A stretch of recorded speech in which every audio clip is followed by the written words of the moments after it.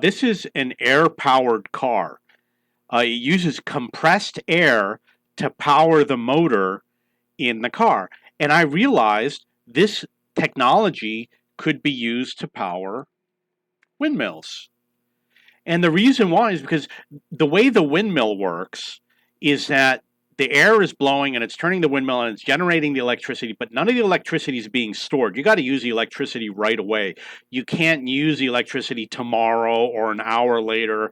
And I realized the windmill during off peak could put the air, from the environment into a tank, like a scuba tank.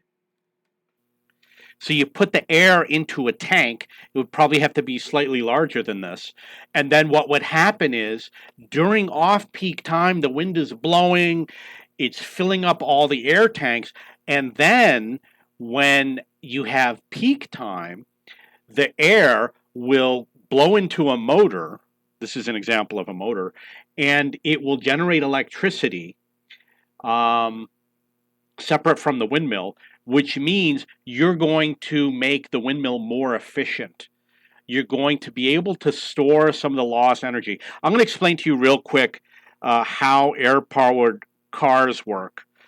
Basically, what happens is the air gets stored in a canister like a scuba tank. Then the air gets released and it goes through some tube shaped things and it goes into your engine, it goes into the pistons.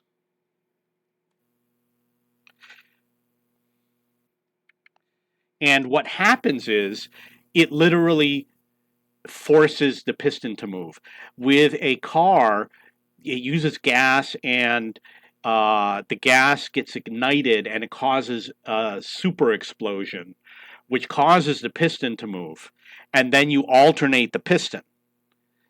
Um, and, well, here's an example. And then you do the other pistons and it retracts the pistons.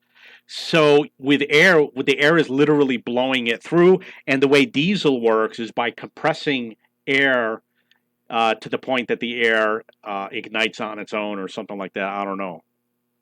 So you can literally store energy. For example, with hydraulics with a dam, what they do is they take the water, it turns the turbine through gravity, and then they take the water and they pump it back up into a reservoir. So if they need energy, they release the reservoir and it turns the turbine again.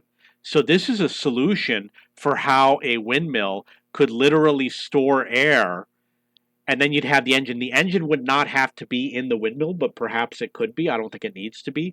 You would have a separate engine. Maybe you could park one of these cars next to the windmill, and then you put the air into the engine and it generates electricity. And then you'd have stored electricity from windmills that, as far as I know, isn't currently being done. So one of the disadvantages, I know you're going to say, how come I don't own an air-powered car? Obviously, they're very comfortable and convenient, but the problem is they don't produce enough power. Okay, if you have any questions or comments, please post below.